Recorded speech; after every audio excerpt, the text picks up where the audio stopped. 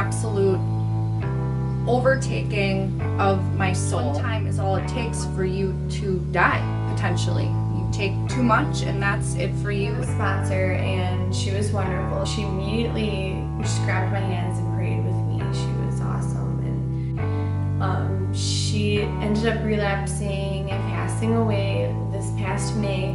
These were 11 of my close friends, all around my age, that are now dead because of heroin, and it all started because they thought it'd be okay to take a Vicodin or a Percocet, and now they're gone forever and there's nothing I can do to get them back. Nothing. That stole me from my family for many years. That stole me from myself. I was no longer me, and you will no longer be you once you try this. One time is all it takes for that part of you to be taken away.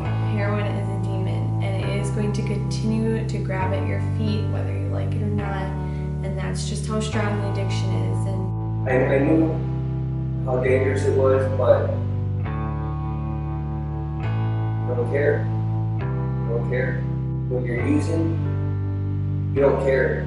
Like when I would use, I didn't care if that night would have been my last night, because I know if it would have been, I'd have been messed up. To scheme all day just to be sick the next day and, you know, speaking to me, do you want to die? Do you want to die? Expensive. And I was dropping more money for a one-time thing. I would spend $200 on heroin. It would last me longer.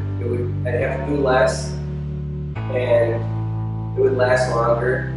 One of the big differences today in heroin, in the big word of heroin, is in the 60s when you said the word heroin, people just went, no, I don't want to do heroin, that's a bad drug. Today, the kids are doing heroin in a pill form before it has the name heroin. Percocets and Oxycontins are opiates. They're a synthetic heroin, so they're already addicted to heroin before they actually go to heroin. The pill becomes too expensive, they find the heroin, they do it, and they die. Because every time I got it, it either looked different, a different color. Sometimes it messed me up more than the other time would. Your mother is without a daughter. Your father is without a son. And that's how evil this drug is, because you don't give a darn about anybody but yourself and you being high. When you're dealing with this heroin or any drug, it's like you have two kids and they're both standing in front of you, and you have this addict. I had Ashley addict in my head, and I had my Ashley. They were two separate people. And this Ashley addict was an awful person, and I couldn't stand her, and she was hurting my girl. If I could go back, I would have gotten into sports. I wouldn't have cared if somebody would have said something to me for, oh, you're not going to try this, you're not going to try that. Because knowing what I know now, I know what it'll do to me. I don't know what switch flipped and why I finally had enough. And I mean, my mother was absolutely relentless, and I knew, you know, she had begged me to come home and begged me to just come to a safe place and get clean and realize how beautiful clean can be.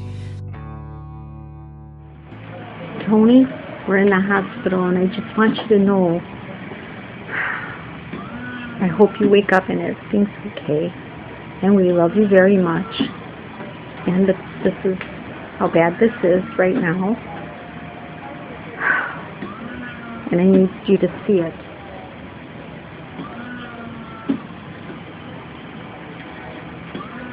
And we're just sitting next to you, waiting for you to wake up. And we love you very much.